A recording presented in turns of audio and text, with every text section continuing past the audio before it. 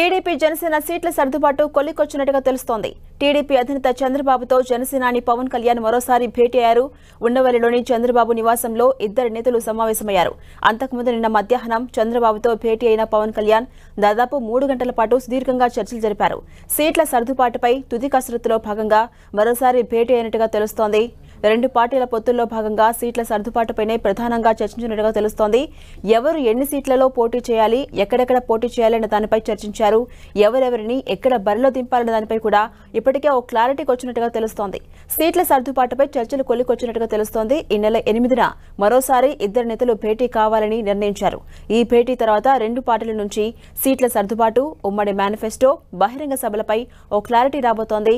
సీట్ల సర్దుబాటుపై ఉమ్మడిగా ప్రకటన చేసే అవకాశం ఉంది. పొత్తు కారణంగా కొందరు నేతలకు నిరాశ ఎదురయ్యే అవకాశం ఉందని, అయితే వారికి ప్రాధాన్యత కల్పిస్తామని పవన్ కళ్యాణ్ తెలిపారు. రాజోలు, రాజానగరం స్థానాల్లో జనసేన పోటీ చేస్తుందని పవన్ కళ్యాణ్ ఇప్పటికే ప్రకటించగా, మచిలీపట్నం ఎంపీ బాలశౌరి అదే స్థానం నుంచి తిరిగి జనసేన అభ్యర్థిగా వచ్చే ఎన్నికల్లో పోటీ చేయబోతున్నట్టుగా తెలుస్తోంది. ఇక టీడీపీ జనసేన ఉమ్మడి మేనిఫెస్టో పైన చంద్రబాబు, పవన్ కళ్యాణ్ సుదీర్ఘంగా చర్చించారు. దీనిపై ఇప్పటికే మేనిఫెస్టో కమిటీ రూపొందించినటువంటి ముసాయిదాను ఇద్దరు నేతలు క్షుణ్ణంగా అధ్యయనం చేశారు. టీడీఎల్పీ సమావేశంలో చంద్రబాబు కొత్త ప్రతిపాదన చేశారు. ఇల్లు లేని పేదలకు 2 సెంట్ల ఇళ్ల స్థలాన్ని ఫ్రీగా ఇవ్వాలనే ప్రతిపాదనకు టీడీఎల్పీ ఏకగ్రీవంగా ఆమోదించింది. ఇదే అంశాన్ని ఉమ్మడి మేనిఫెస్టోలో కూడా పొందుపరిచే అవకాశం ఉంది. ఈ అంశం గురించి కూడా చంద్రబాబు, పవన్ కళ్యాణ్తో చర్చించారు.